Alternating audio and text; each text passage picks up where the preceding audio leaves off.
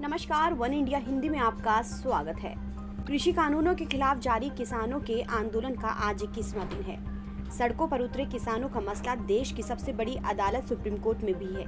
ऐसे में बुधवार को सुप्रीम कोर्ट ने इस मामले पर सुनवाई की। सुप्रीम कोर्ट ने इस मामले में भारतीय किसान यूनियन और कई अन्य किसान संघों को मामले में पक्षकार के रूप में बनाने की अनुमति दी है।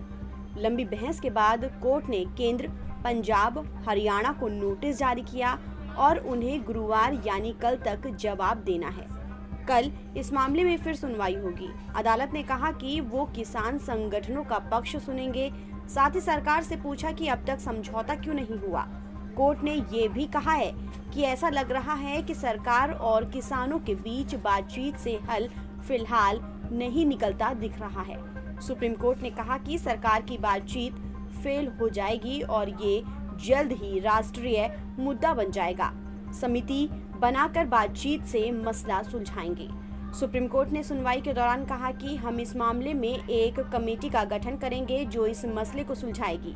इसमें किसान संगठन, केंद्र सरकार और अन्य लोग होंगे। सुनवाई के दौरान याचिकाकर्ता की ओर से सुप्रीम कोर्ट में शाहीन बाग केस का हवाला दिया गया। सुनवाई के दौरान चीफ जस्टिस ने कहा कि ये एक महत्वपूर्ण विषय है।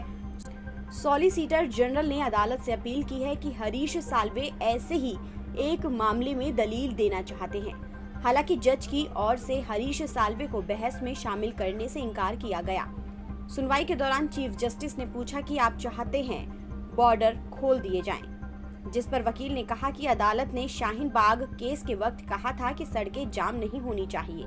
बार बार शाहीन बाग का हवाला देने पर चीफ जस्टिस ने वकील को टोका। उन्होंने कहा कि वहां पर कितने लोगों ने रास्ता रोका था। कानून व्यवस्था के मामलों में मिसाल नहीं दी जा सकती है।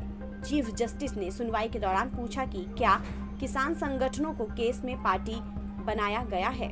अदालत में वकील GS मणि ने कहा कि मैं किसान परिवार से आता हूं, इसलिए अपील की है, जिस पर अदालत ने उनसे जमीन के बारे में पूछा। वकील ने बताया कि उनकी जमीन तमिलनाडु में है, जिस पर चीफ जस्टिस ने कहा कि तमिलनाडु की स्थिति को पंजाब, हरियाणा से नहीं तौला जा सकता है।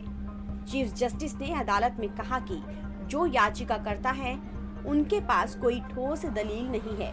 ऐसे में रास्ते किसने बंद किए हैं, जिस पर सॉलिसिटर जनरल ने कहा कि किसान प्रदर्शन कर रहे हैं और दिल्ली पुलिस ने रास्ते बंद किए हैं, जिस पर CJI ने कहा कि जमीन पर मौजूद आप ही मेन पार्टी हैं। इन सब दलीलों के बाद कोर्ट ने केंद्र, पंजाब, हरियाणा को नोटिस जारी किया है।